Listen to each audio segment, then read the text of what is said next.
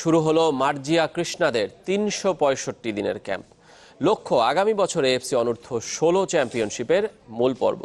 প্রথম দিন শেষে তৃপ্ত কোচ গোলাম রব্বানী ছোটন। ঈদে মেয়েদের বাড়ি ফেরার কেলেঙ্কারি নিয়ে সচেতন ফেডারেশন, তাই নিষেধাজ্ঞা আরোপ করা হয়েছে মেয়েদের সংবাদ মাধ্যমে কথা বলা নিয়ে। এমনকি অনুশীলনে অনুমতি ছিল না সংবাদ মাধ্যমের প্রবেশের। ফুটবল ফেডারেশন টার্ফে ভোরের আলো ফোটার সঙ্গেই শুরু হয়েছে এক ঝাঁক কিশোরীর কলকাকলি। এএফসি অনূর্ধ্ব ১৬ চ্যাম্পিয়নশিপের মূল পর্বের টিকিট কেটেই ঈদের ছুটিতে গিয়েছিল মার্জিয়া কৃষ্ণারা।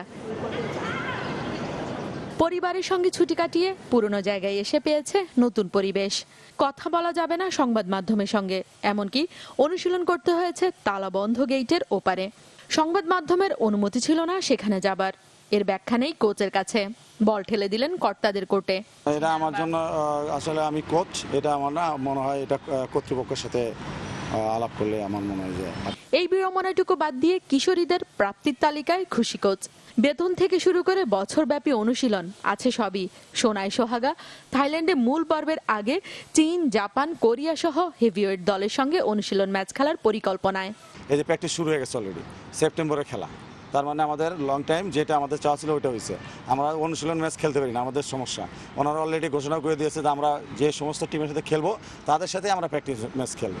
তো আমাদের যে পরিকল্পনা, যে জিনিসগুলো আছে ওনারাই উপলব্ধি করেই ওনারাই সেটা বাস্তবায়নের চিন্তা ভাবনা করেছে। ফেডারেশনের বছরব্যাপী ক্যাম্পে ডাক পেয়েছেন ২৮ জন। ২৩ জনকে নিয়ে অনুশীলন শুরু করেছেন কোচ। নভেম্বরে সাফ উমেন চ্যাম্পিয়নশিপে জায়গা পাবে এই কিশোরী দলের বড় অংশ।